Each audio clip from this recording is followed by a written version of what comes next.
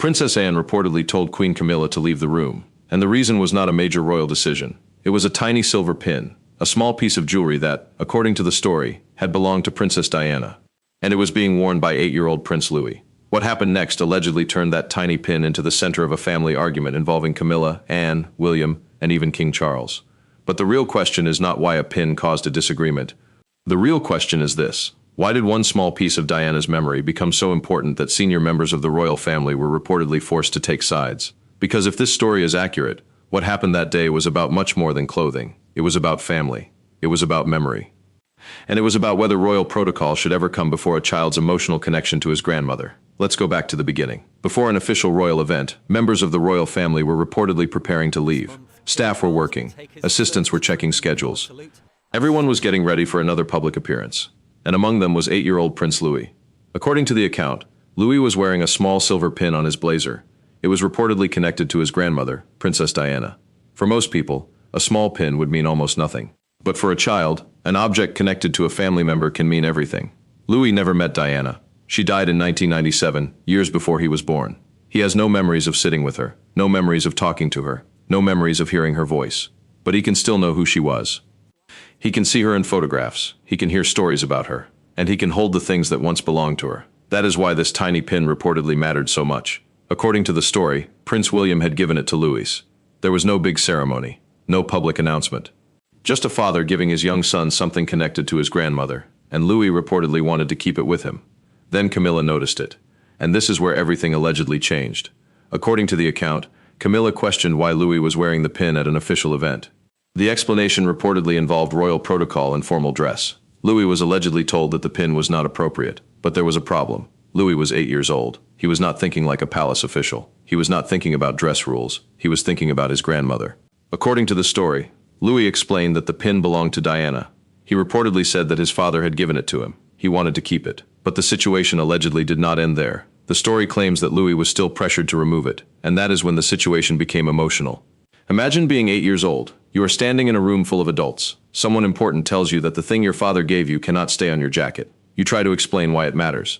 You tell them it belonged to your grandmother, and they still want you to take it off. You may not understand royal protocol, but you understand one thing. Someone is trying to take away something your father gave you. According to the account, Louis became upset. He reportedly left the room, and he began crying. Then Princess Anne allegedly found him. This is where the story becomes even more dramatic. Anne reportedly asked Louis what had happened. The young prince explained the situation. And according to the account, Anne learned that the pin was connected to Diana. That changed the situation for her. Anne knew Diana. She had watched the family go through some of the most difficult years of Diana's life. She also knew what Diana meant to William, and she understood that, for Louis, this was not simply a piece of jewelry. It was a family memory. According to the story, Anne then walked back into the room, and she allegedly confronted Camilla. Not quietly, not through a private secretary, not by waiting until later. The account claims that Anne told Camilla to back off, and then came the most shocking part. She reportedly told Camilla to leave the room. Now stop for a second. That is an extraordinary claim. Anne does not have formal authority over the Queen. So if this confrontation happened, it was not a constitutional command. It was a family confrontation. One senior royal standing up for another member of the family. And according to the account, the person she was defending was an 8-year-old boy. But there is another part of this story that makes the alleged argument even more serious: the rule. The story claims that Camilla's objection was based on palace dress rules. The pin was allegedly described as something that could not be worn during the official event.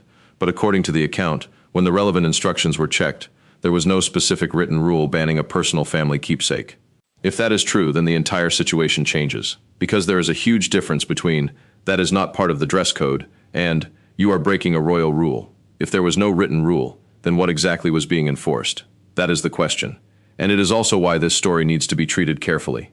A private conversation cannot be proven simply because someone later tells the story. A photograph can prove that Louis wore a pin. It cannot prove what happened inside a private room before the photograph was taken. So the dramatic details of the confrontation remain allegations unless independently confirmed. But the story becomes even more interesting when William reportedly gets involved. According to the account, William learned that his son had become upset. He allegedly made his position clear. His children's personal memories and family keepsakes were a matter for him and Catherine, not for another member of the family to control. Again, whether that exact conversation happened is not independently established. But the message behind the story is powerful. William grew up with Diana's death. His children are growing up with Diana's memory. That is a completely different experience.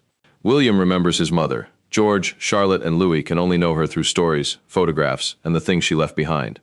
So when William gives his son something connected to Diana, he is not just giving him an object, he is giving him a connection.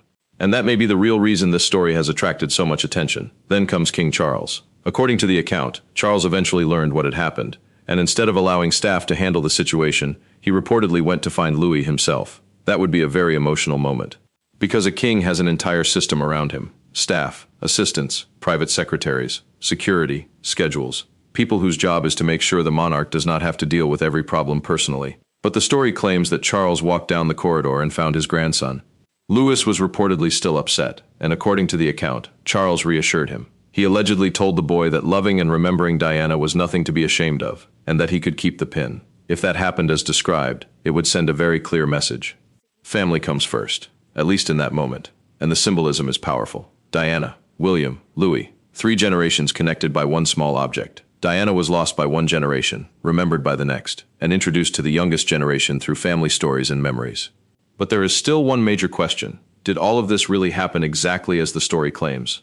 That is something we cannot simply assume. The royal family does not normally release detailed accounts of private disagreements. There may be photographs, there may be reports. There may be people claiming to know what happened, but without independent evidence, the exact confrontation remains unconfirmed. And that is important, because the most interesting part of this story does not actually require us to believe every dramatic detail. The bigger issue is real. The modern royal family is constantly trying to balance 2 completely different worlds. One is tradition, the other is family. Royal life is built around rules, schedules, ceremonies, clothing, titles, and public expectations. But behind all of that are parents and children, grandparents, brothers, sisters, memories, loss, and personal objects that can mean more than their financial value.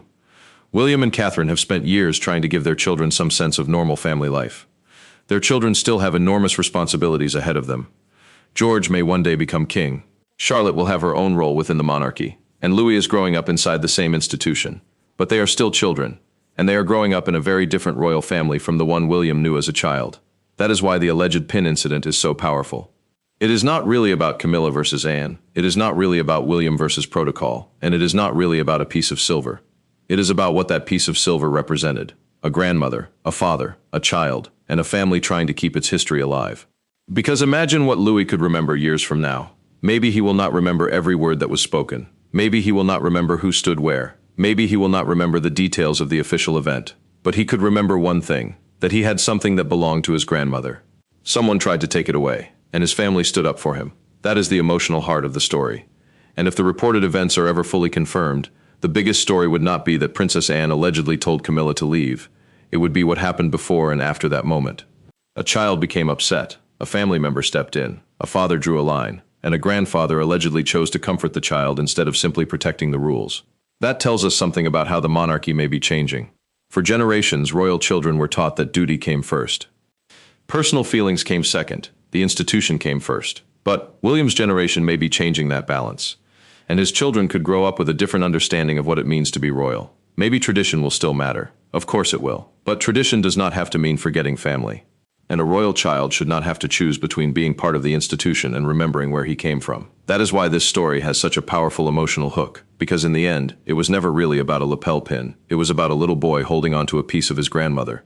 And maybe that is why one tiny object could reportedly create such a huge argument inside one of the world's most famous families.